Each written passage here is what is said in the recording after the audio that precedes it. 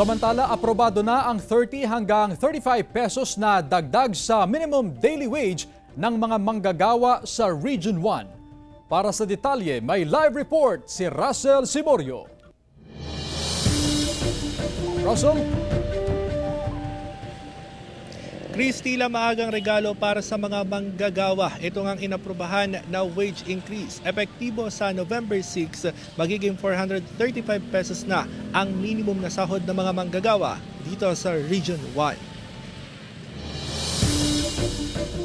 Aprobado na ng Regional Tripartite Wages and Productivity Board ang aumento sa sahod ng mga manggagawa sa Rehiyon 1 sa bisa ng wage order. Magiging epektibo sa November 6 ang aumento sa sahod mula sa 400 pesos. Magiging 435 pesos ang arawang sahod ng mga manggagawa sa mga non-agriculture establishment na may mahigit 10 empleyado. Malaking bagay kay Nomer na isang delivery boy ang wage increase. Malaking bagay na rin po para pandagdag na gastos sa bahay.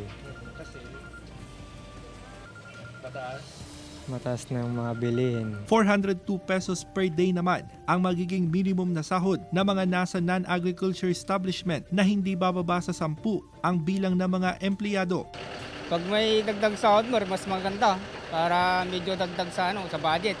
Kahit pa paano, medyo makaraos ng konti. Pero ayon sa Metro Dagupan Chamber of Commerce and Industry, malaking pasanin sa mga maliliit na negosyo ang ipinatupad na wage increase. Ang chamber is adamant doon sa increase, no? Kasi siyempre it will affect yung operations. Magsasagawa ng inspeksyon ng DOLE sa mga business establishment sa November 6. Kaya ngayon pa lang, binalaan na nila ang mga employer na hindi tatalima sa wage adjustment.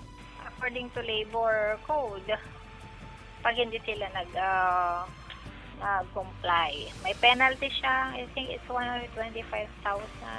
Hindi siya bababa ng 125,000.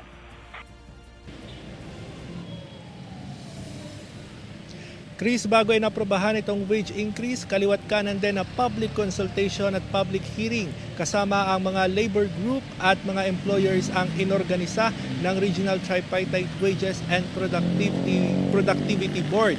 At aprobado na rin ang dagdag na 500 pesos sa sahod ng mga kasambahay dito sa Region 1. Kaya mula sa 5,000 pesos per month na sahod nila, magiging 5,500 pesos na yan, epektibo sa November 6. Paalala naman ng DOLE sa mga manggagawa na maaaring ereklamo direkta sa kanilang tanggapan itong mga employers na hindi nagbibigay ng tamang pasahod. Balik sa iyo, Chris.